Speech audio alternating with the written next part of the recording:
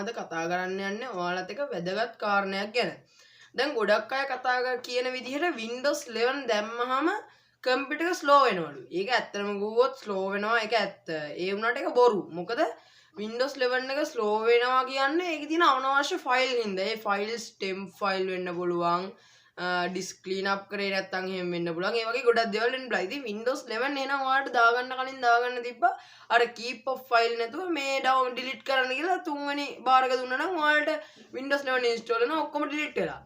ඉතින් එහෙම කරා නම් Windows 11 slow වෙන්නේ නෑනේ.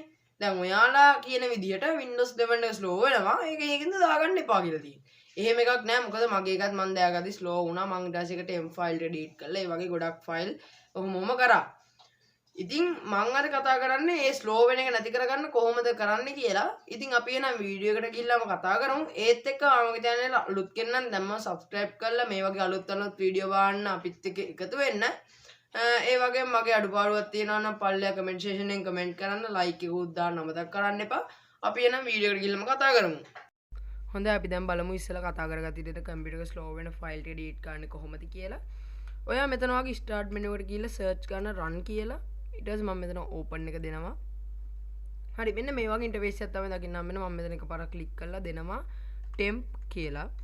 හරි මම ඉතින් enter එක දුන්නාට පස්සේ මෙන්න මේ වගේ ෆයිල් ටිකක් open වෙනවා. මේකේ ඔයාලගේ ෆයිල් ගොඩක් open වෙයි. මොකද මම ඒව ටික දැන් delete කරලා තියෙන්නේ මගේ එකේ මේ slow වෙන ඉඳ delete කරපු ඉඳ මේව හැදෙනවා. මේව setting එකට හැදෙනවා. ඒ කියන්නේ මේක ගොඩක්ම මේ අපි ගන්න software වලින් පොඩි temp ටිකක් තමයි හැදෙන්නේ. ඒ ටික delete කරගන්න ඔයා මෙතනින් right click කරලා delete කියන option එක දීලා බය වෙන්නේ නැතුව delete දෙන්න. කම්පියුටරේට අවශ්‍ය එකක් තියෙනවා නම් එයා විසින් මේක try again කියලා පෙන්නනවා. මම මෙතන skip දෙන්න don't show again කියලා. ආපහු ආ run එක open කරගන්න ඕනේ. run එක open කරගෙන මෙන්න මේ සංකේතය ඇතුළුව temp කියන එක type කරන්න. මෙන්න මෙහෙම දීලා temp කියන එක දීලා ආපහු ඒ සංකේතෙම දෙන්න. ආපහු enter දෙන්න. මෙන්න මේ වගේ ෆයිල් ගොඩක් ඔයාලට ඇවිල්ලා ඇති. මේ ටික නම් මම delete කරේ නෑ. මම ඒ ටිකත් ඔයාලට දැන් පේන්න delete කරා. මෙන්න මේ විදිහටම තමයි අර කලින් temp එකක් delete කරන්නේ. මෙතන උඩ තියෙන temp එක දෙන්න මේ delete එක දෙන්න. මම දැන් delete දෙනවා. ඊට පස්සේ මෙතන මෙන්න මේ වගේ තමයි try again කියලා වැටෙන්නේ. මම ඒක skip දෙනවා. එතකොට මට delete වෙන්න ඕන ටික delete වෙලා මේ ටික විතරක් තියෙනවා. ඒ කියන්නේ මේවා කම්පියුටරට ඕනේ දේවල්. ඊළඟට කතා කරන්න යන්නේ ඔයාලගේ settings වල.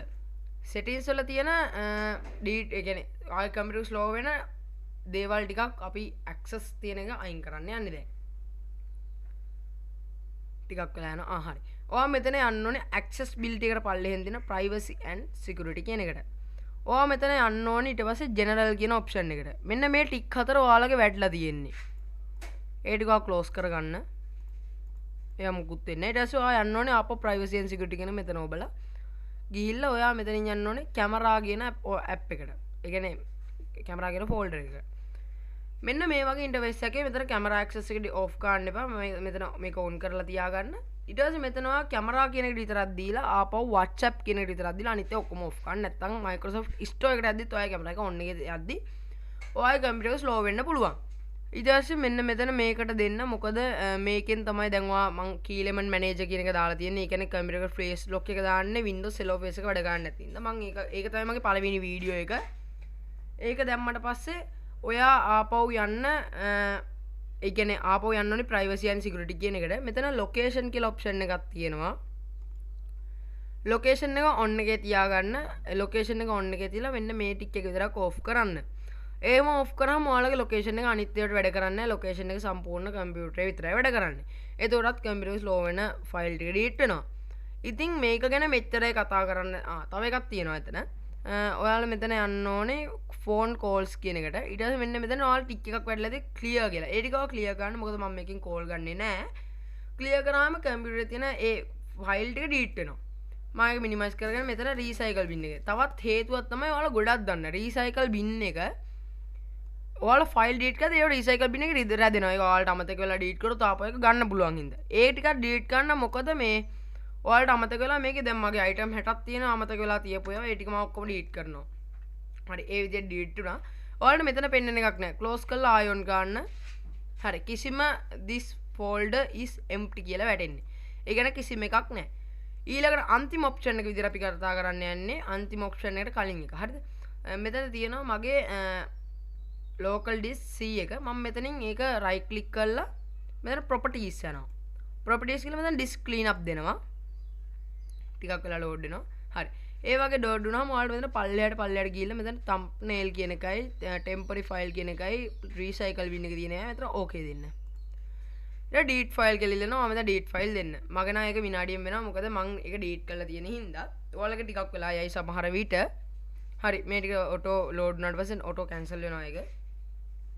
auto cancel වෙනවා. හරි. ඔටෝ කැන්සල් වෙනවා. මොකද දැන් මගේ මම මේක කැන්සල් කරනවා. ඔයාලගේ ඔටෝ කැන්සල් වෙයි. හරි. මගේ එකේ ඔටෝ කැන්සල් වුණා. මම ක්ලෝස් කරන්න ගියේ නැත්තම් මොකද වෙලා යන හින්දා මම ඒක කොහොමත් කරලා තියන්නේ. ඔයාලා මෙන්න මෙතන ඩවුන්ලෝඩ් කියන එකේ. ඔයාලට ඕන නැති ෆයිල් මෙතනින් ඔයා ඩීලීට් කරන්න. එහෙම ඩීලීට් කරේ නැත්තම් ඔයාගේ කම්පියුටර් එකේ ඒ වෙලාවෙත් ස්ලෝ වෙන්න බලනවා. මම මෙතනින් ඩීලීට් කරනවා. මෙතන KM ඒ කියන්නේ මගේ අනවශ්‍ය ඒ කියන්නේ මට ඕන නැති වීඩියෝ ටිකක් තියෙනවා. මගේ WhatsApp වීඩියෝ ඒ වගේ ගොඩක් වීඩියෝ ටිකක් තියෙනවා. ඒ ටික මම ඩිලීට් කරනවා. මම ඩිලීට් ඔප්ෂන් එක දෙනවා. මට එච්චර එකෙන් ඕන නැතිව තියෙන්නේ. ඒ කියන්නේ බලලා එපා වුණ වීඩියෝ තමයි ඒවයි තියෙන්නේ. ඒ කියන්නේ සාමාන්‍යයෙන් ඔය වීඩියෝස් WhatsApp එකේ එවන වීඩියෝස්, ජෝක් වීඩියෝ ඒ වගේ ගොඩක් ඒවා තියෙද්දි ඒවා ස්ලෝ වෙන්න බලනවා. ඉතින් අන්තිම ඔප්ෂන් එක විදිහට කතා කරන්නේ අල්ට්‍රා සර්ච් එක ගැන. මම ඒක ගැන වැඩි පැහැදිලි කිරීමක් කරන්නේ නැහැ. මේ තියෙන අල්ට්‍රා සර්ච් එක ඔයාලට මම ඒ ගැනත් වීඩියෝ එකක් දාලා තියෙනවා. ඔයාලගේ Windows 10 කම්පියුටරේ තියෙද්දි මගේ එකේ. දැන් මම පාවිච්චි කරන 11 එක ඒකත් කියන්න ඕනේ. මම කලින් 10 එක පාවිච්චි කරපු හින්දා ගොඩක් ස්ලෝ වුණ හින්දා තමයි මම අල්ට්‍රා සර්ච් එක දාගත්තේ. Windows 11 එකේ නම් එහෙම උනේ නෑ. මොකද Windows 11 එක කට්ටිය කියන විදිහට හරියම ස්මූත් වගේම හරියම ස්පීඩ් ඒක මම ගොඩක්ම පිළිගන්නවා. ඇත්තටම Windows 11 එක තමයි හොඳ. 10 එකටත් පස්සේ Windows 11 එක හොඳයි. ඉතින් මම ඔයාලට රෙකමන්ඩ් කරනවා දැන් Windows 11 එක දාන්න බය වෙන්න එපා. කම්පියුටරේට මුකුත් වෙන්නේ නැහැ. මාත් ඉදලා තමයි ඒක දාගත්තේ. එහෙම මුකුත් වෙන්නේ නැහැ. හරි. එහෙනම් අපි තවත් දවසක තවත් විදිහක් හම්බ වෙන ගමන් සමු ගන්නවා. ඔයාලට සුබ දවසක්.